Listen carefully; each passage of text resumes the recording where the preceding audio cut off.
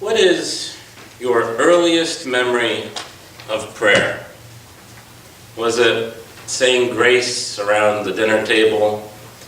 Maybe saying a prayer before you go to bed? Learning the Lord's Prayer in Sunday school? Or was it something else? Before we're really old enough to grasp the power that our prayers have, sometimes God can seem more like a genie granting wishes than a divine protector. So when asked to write a letter to God, these are a few things that children sent in. Dear God, please send me a pony. I've never asked for anything else before. You can check. Dear God, thank you for the nice day today. You even fooled the weatherman. Dear God, I bet it's hard to love everyone in the world. There's only 4 people in my family, and I'm having trouble loving all of them. Dear God, thank you for the baby brother, but I think you got confused because I prayed for a puppy. While these prayers are really cute and they make us chuckle, they don't sound anything like the prayers that we've heard from our own children here.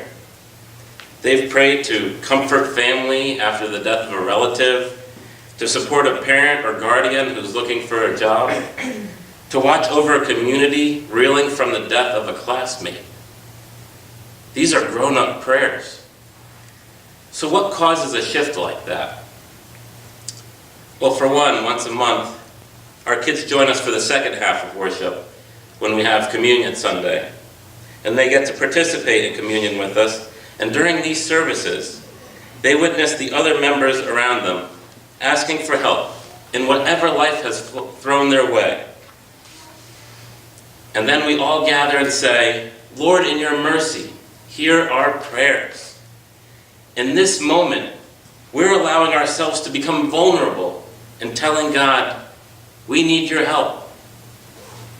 The ingredient that's missing in a child who prays for a pony, that's in a child who calls out to God for help, is faith.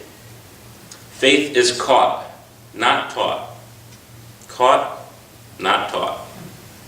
You can teach a child that God answers our prayers over and over, but it's not going to become ingrained in them until they bear witness to a faithful community who lays it all on the line before God. So it's easy enough to be that kind of a Christian, right? Except, what about the times our faith is a little bit shaky? Have you ever felt like maybe your prayers were going unanswered? Have you ever felt like maybe God wasn't listening? Psalm 22, which we heard a little while ago, seems to echo that feeling. My God, why have you forsaken me? The psalmist cries out. Why are you so far from helping me, from the words of my groaning? It doesn't take a biblical scholar to figure out the psalmist is feeling a little ignored by God at this point. But I'll give him some credit. He tries to regain his faith by reflecting on the times that God was there for the people of Israel. He says, in your ancestors we trusted. They trusted and you delivered them. Now, wouldn't it be great to just end the passage right here? The stories of generations past restore someone's lost faith in God. Oh, that'd be perfect. But let's be honest. Our instinct isn't to say, my life is a nightmare right now, but it worked out for Grandma and Grandpa, so I'm sure it'll turn around. Most of us live in the here and now, in what's happening in our lives and what's happening in the world we see. That's why the psalmist slips right back into feelings of doubt and depression, saying, I am a worm and not human, scorned by others and despised by the people. Imagine how poorly he must have been treated by everyone around him, to not even consider himself human anymore, to consider himself no better than a worm.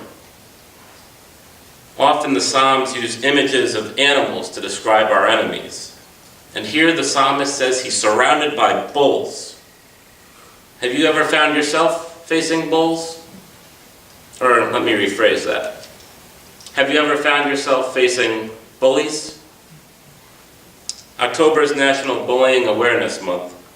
and I had the honor of discussing this topic here just 8 days ago during our Faith and Film event.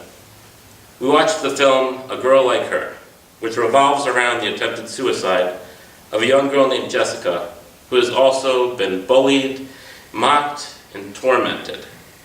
She finds herself in that hopeless state of mind we're discussing, the dark places of the soul where it feels like even God can't possibly reach us. And the film slowly begins shifting the focus to the girl who's been bullying her, Avery.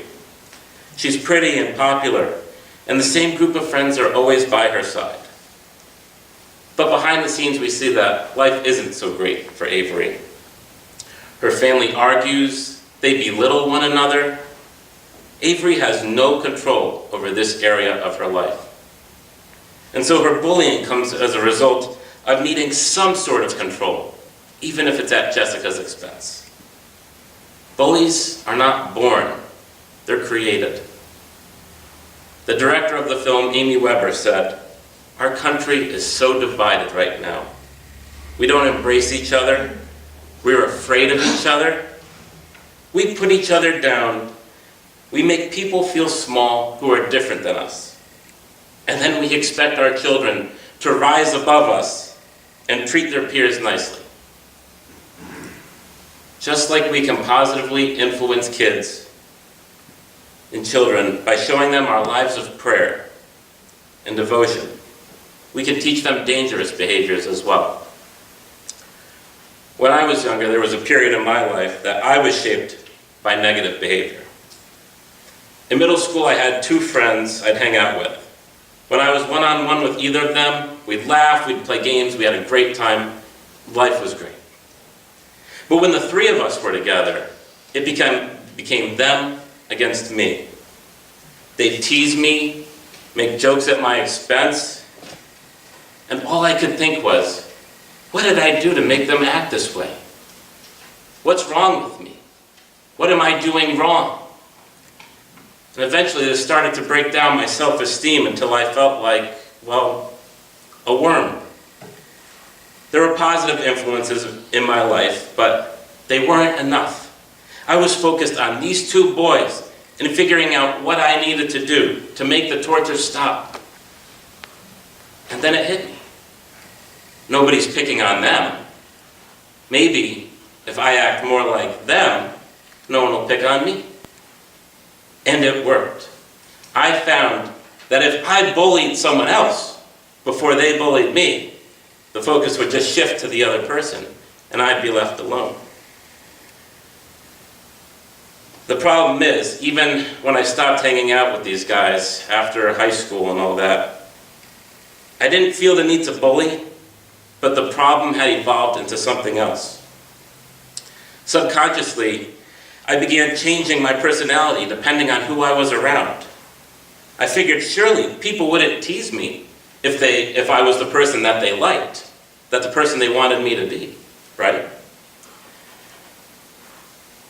And so like a chameleon, I kept adapting to my surroundings. I'd go from goofball to empathetic to serious, and I didn't even sense it. When I graduated college, I was asked an earth-shattering question. Ready for this? Earth-shattering. I was asked, so which version is the real you? And I say this is earth-shattering because I didn't know. Can you imagine what it might feel like to have no clue who you really are? It took months, well over a year for sure, of self-discovery to find myself and be happy with who I was. And if you're curious who I discovered myself to be, besides someone who's obsessed with Captain America, the answer is quite simple. When you get past the surface things like hobbies and movies, I'm a child of God. I am a reflection of God. I just needed to look at my reflection to see how truly wonderful it is. That's why during the children's sermon today, I read the book When God Was a Little Girl. Because people, regardless of age or race, gender or sexual identity, bully or victim, should know that they are created in God's image. As the book said, God made us to be little echoes of the giggles that she felt already before there was anything at all. And when we live as the echo of God, we say, I love you, right back to her and to everything else. Besides seeing ourselves as a reflection of God, there's one more key thing I think can help us trust in God during those dark times. Listen to the psalmist in verses 9 and 10. Yet it was you who took me from the womb. You kept me safe on my mother's breast. On you I was cast from my birth, and since my mother bore me, you have been my God. In the middle of all these bad things happening, the psalmist looks back on his life and sees the times that God was there for him. And this is something I once heard a pastor named Rick Warren describe as a trust fund. The majority of people tend to pray when something bad happens to them. I mentioned how that doubt can creep in if we're not seeing the results that we're expecting or hoping for. But when we pray during the good times, we begin keeping a collection of all these great things that God has done for us. So now when those bad times hit and our trust in God is a little bit shaky, we have all these positive memories to draw from to remind us that God is there by our side. I'd like to end with a quick story about a man named Joseph Scriven, born in Ireland in 1819. As a young man, he fell in love with his childhood sweetheart and was engaged to be wed. One day before the wedding, she fell off her horse while crossing the river and drowned. Stricken with grief, Joseph turned to God in prayer. But because everything around him in Ireland was a reminder of the woman he'd lost, he eventually moved away to Canada. He became a tutor and eventually again found love. But just weeks before their wedding, his bride-to-be developed pneumonia and died 4 months later. If someone had reason to yell to God, "Why have you forsaken me?" surely this man had every reason. But instead, he leaned even more on God and the teachings of Jesus.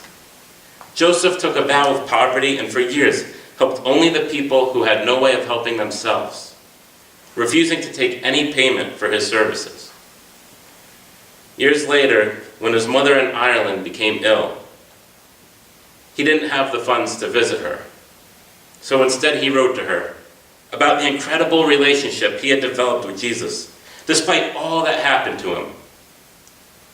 "What a friend we have in Jesus," he wrote to her. "All our sins and griefs to bear. What a privilege to carry everything to God in prayer." One of his friends eventually brought these lyrics to a music publisher, and they were paired with a tune written by an American lawyer. It became a hymn many of us know today. What a friend we have in Jesus. What a friend indeed. And what a privilege it is, not only to come to him in prayer, but to help show others just how transformative those prayers can be. Amen.